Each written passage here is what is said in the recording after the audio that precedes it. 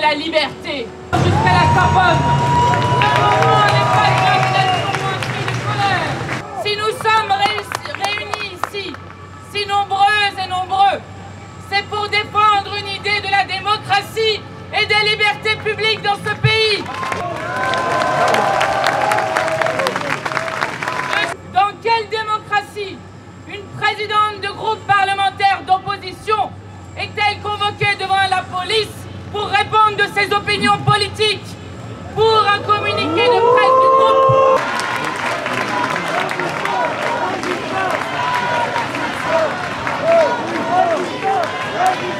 Dans quelle démocratie une candidate à une élection européenne est-elle convoquée elle aussi pour le même motif en pleine campagne électorale? Un tract, collectivement d'ailleurs, un tract qui appelle à la paix et qui appelle à la...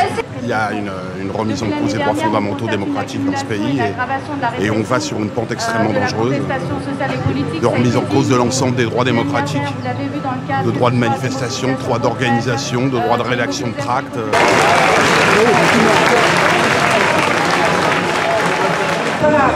Les violations du droit humanitaire par Israël.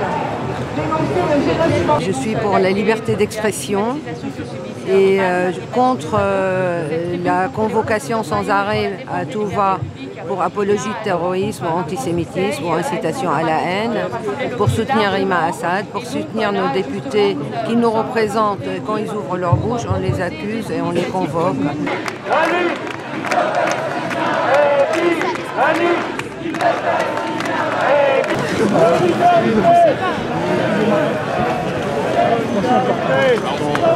On va être au droit.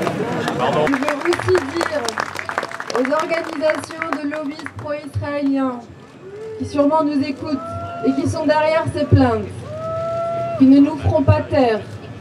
Je veux dire au gouvernement français qui a laissé faire cette pression, qui ne nous fera pas taire non plus.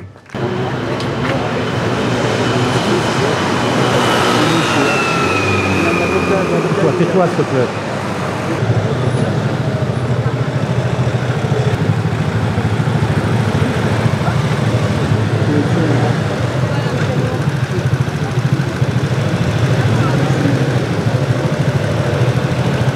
Ça s'est très bien passé.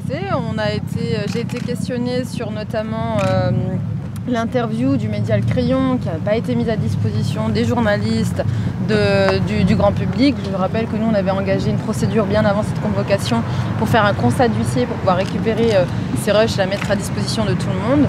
Et donc j'ai été simplement questionnée sur en fait, le contenu de cette interview que les enquêteurs ont pu quand même visionner et récupérer en totalité.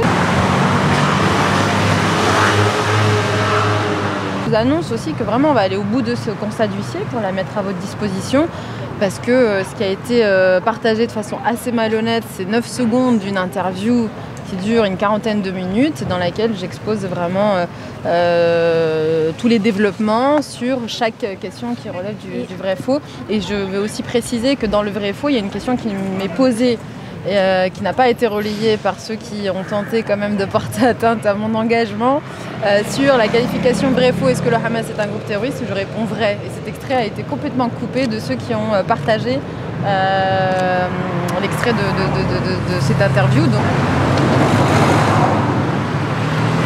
je dénonce pas la manière dont, si vous voulez, notre système fonctionne. Je dénonce le fait que le gouvernement actuel ne fasse pas barrage à l'utilisation qui est faite de ces procédures par des organisations qui travaillent, encore une fois, pour les intérêts privés israéliens, qui plus est pour un régime qui est extrêmement problématique, dont les responsables risquent très prochainement d'être traînés devant les juridictions internationales. Il y a une inquiétude quand même collective à avoir aujourd'hui par le dévoiement complet de textes en matière antiterroriste fait pour pouvoir sanctionner ce qui relève exclusivement de la liberté d'expression.